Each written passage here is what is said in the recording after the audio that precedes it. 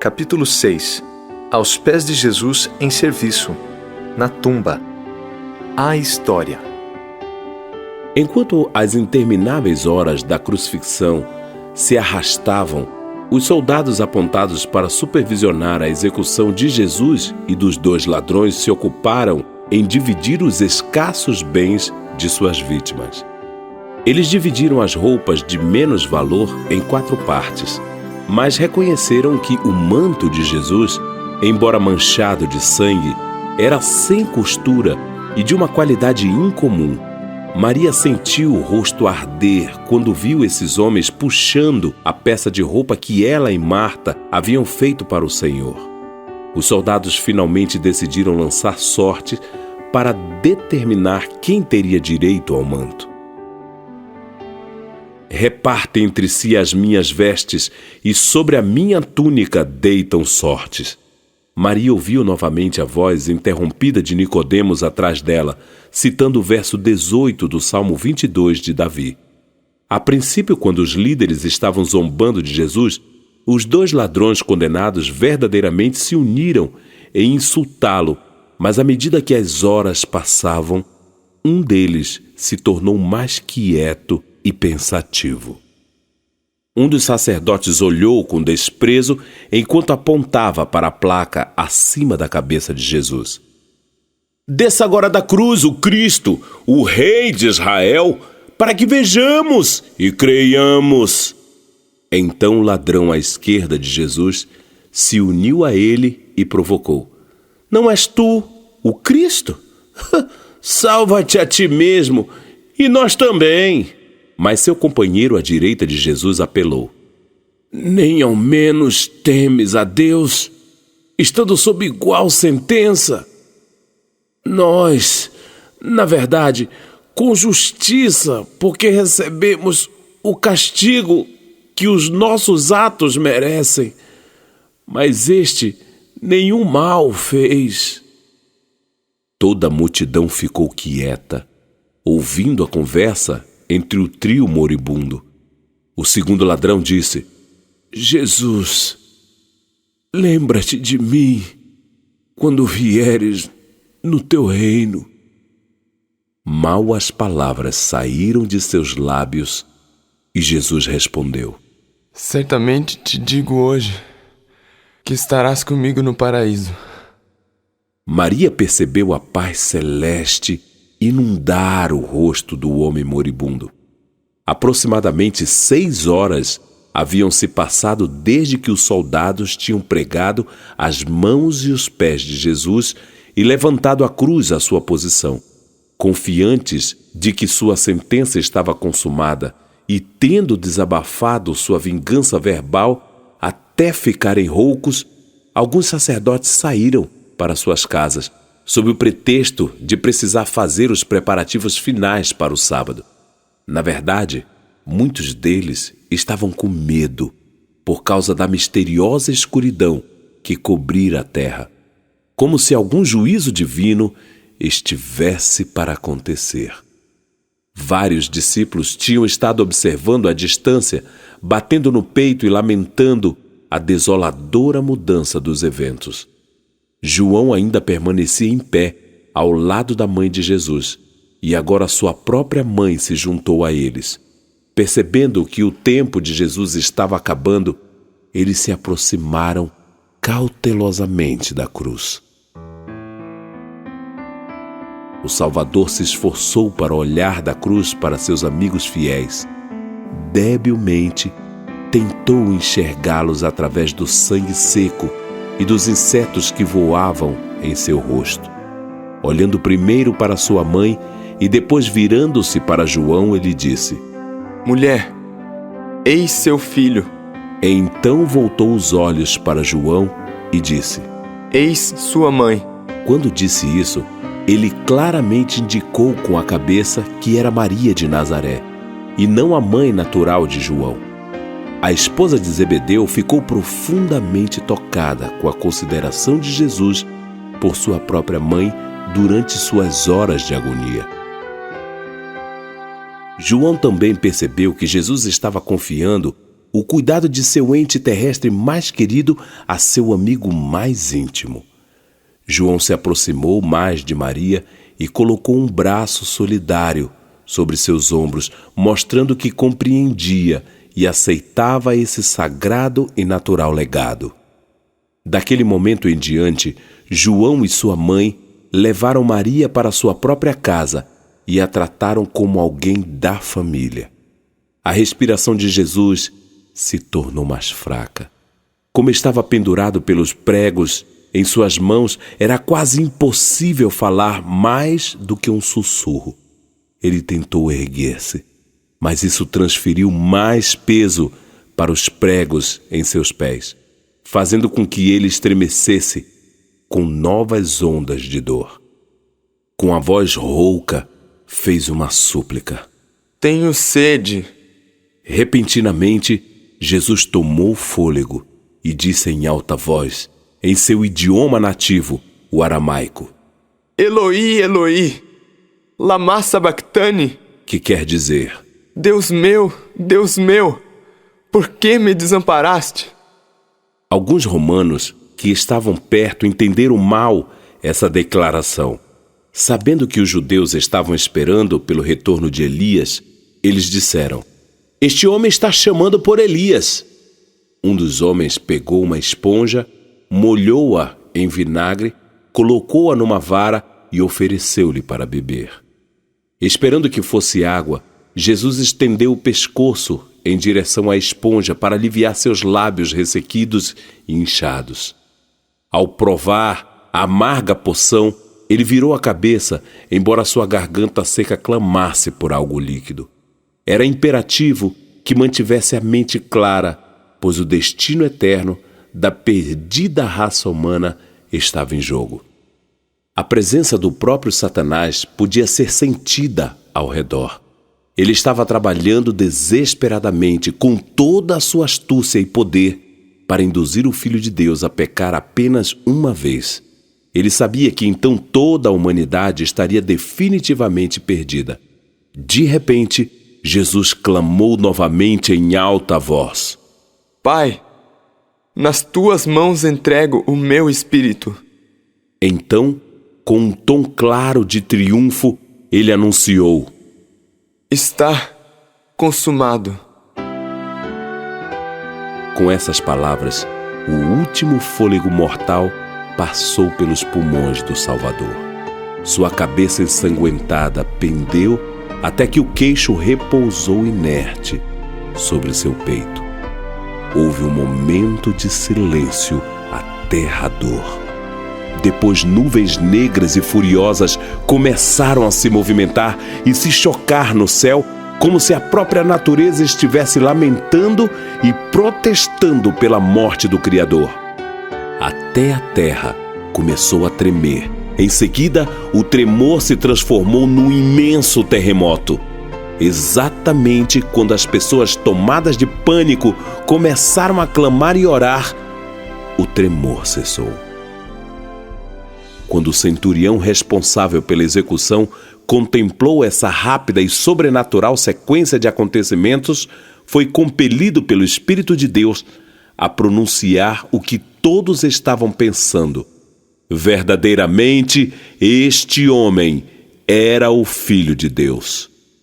Depois que Jesus morreu e a terra parou de tremer, um silêncio terrível pairou no ar. Os líderes remanescentes que tinham estado à frente na zombaria de Cristo, agora apresentavam expressões pálidas, transtornadas, estupefatas. Seu transtorno aumentou quando em seguida um mensageiro do templo, tomado de terror, chegou correndo e gritando que Jerusalém inteira estava em estado de pânico e confusão. Exatamente antes de o sacerdote oferecer o sacrifício de Páscoa, o mensageiro disse: o véu santo dentro do templo se rasgou em duas partes, deixando exposto o lugar santíssimo. O sacerdote, chocado, soltou a faca enquanto o cordeiro escapou da corda e desapareceu entre a multidão horrorizada. Os fariseus olharam sobriamente uns para os outros Isso era realmente um mau sinal? Como se desejando ocultar a evidência de seu crime, os líderes se apressaram para a cidade e para o palácio de Pilatos. Eles pediram para que o corpo de Jesus e dos outros fossem removidos das cruzes, para que os sagrados procedimentos do sábado não fossem transgredidos. Pilatos, ciente de que a morte por crucifixão podia levar vários dias, ficou surpreso ao saber que Jesus havia morrido tão rápido. Ele deu ordem para que as pernas dos 2 ladrões fossem quebradas para acelerar sua morte.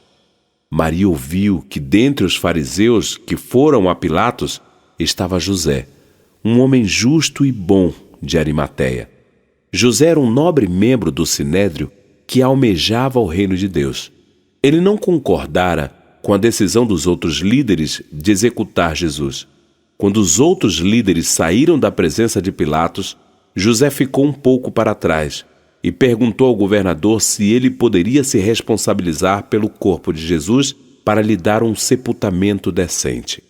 Pilatos ficou surpreso ao ver que uma pessoa daquele grupo estranho parecia respeitar o galileu. Ele consentiu com o pedido de José e disse: "Uma vez que os soldados declarem que ele está verdadeiramente morto, você pode se responsabilizar pelo corpo." Enquanto o escrivão estava redigindo uma permissão com a ordem de Pilatos, o governador comentou com José: "Minha esposa teve um sonho perturbador sobre esse homem na noite passada. Você sabe, havia algo diferente nele." "Sim, eu sei", José respondeu. Quando José retornou ao Gólgota, os soldados tinham acabado de quebrar as pernas dos 2 homens que estavam ao lado de Jesus.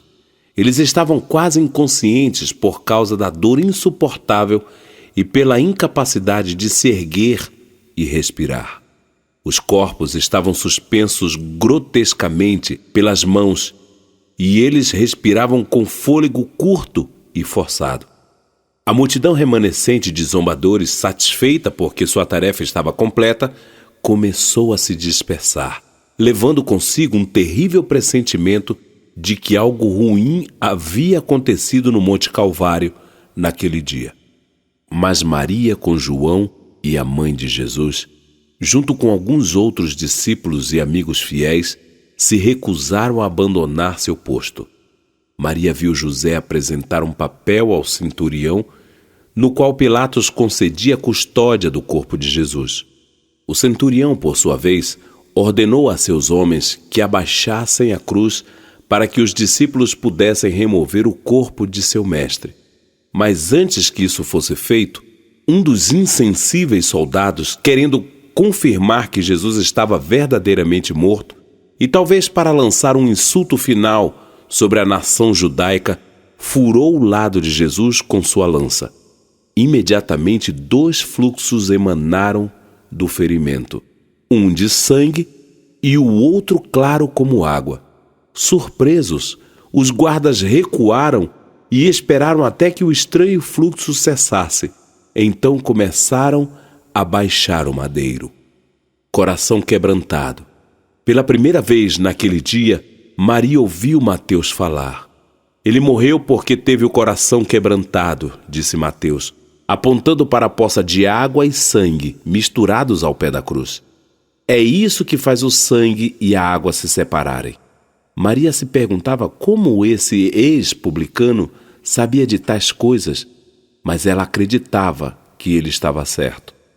Tão cuidadosamente quanto possível, os discípulos removeram os repulsivos pregos das mãos e pés de seu falecido mestre. José tomou conta da operação, dizendo ao pequeno grupo que acreditava que Jesus era um grande profeta de Deus. Ele explicou que, se permitissem, gostaria de doar sua própria tumba, que estava localizada num jardim próximo. Como não haviam feito provisão para essa tragédia, todos aceitaram humildemente a generosa oferta de José. Naquele momento, Nicodemos apareceu com 2 servos. Depois que Jesus morreu, ele foi à cidade e comprou uma cara mistura de mirra e aloés, juntamente com linho, para envolver o corpo de Jesus. José providenciou um tipo de maca para transportar o corpo. Quando começaram sua solene marcha até a tumba, Maria viu Nicodemos voltar até a cruz e pegar a placa que dizia: Jesus, Rei dos Judeus. Cuidadosamente, ele enrolou o pergaminho e colocou-o em seu manto. Quando o pequeno grupo chegou à tumba, as pessoas ficaram contentes em ver que ela era cercada por um lindo jardim. José os instruiu a estender o tecido no chão e deitar o dilacerado corpo de Jesus para limpá-lo e envolvê-lo antes de colocar na tumba.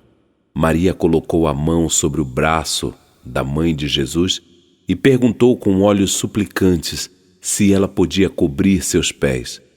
A mãe concordou e disse: Lembro-me da primeira vez em que o envolvi em faixas de pano e o deitei no lugar que servia para alimentar os animais. Não ficava longe daqui. Depois acrescentou: Ele foi um bebê tão bonzinho. Ao dizer isso, ela irrompeu em lágrimas. Apenas uns poucos raios remanescentes de sol douravam as nuvens ocidentais quando José e as mulheres terminaram de envolver o corpo inerte do Filho de Deus e o colocaram sobre uma pedra na tumba. Eles ouviram o som da trombeta vindo dos muros de Jerusalém, indicando a última hora. O sol logo vai se pôr. José de Arimateia falou da abertura da tumba para as mulheres que estavam dentro. Gentilmente, ele as avisou que o Santo Sábado estava se aproximando rápido. Maria, esposa de Cleopas, olhou em volta e de repente percebeu quão escuro havia se tornado dentro da tumba. O mestre não gostaria que profanássemos as horas de seu sábado, mesmo através do nosso trabalho de amor, ela disse. Maria ajoelhou-se, chorando silenciosamente, com as mãos sobre os pés cobertos de Jesus. Seu corpo agora parecia um casulo de borboleta. Maria pensou: Oh, se tão somente ele pudesse se livrar dessas faixas e abrir suas asas. Maria sentiu alguém tocá-la em seu ombro. Era Marta. Desde que Maria deixara o cenáculo naquela manhã, Marta estivera preocupada com sua irmã mais nova.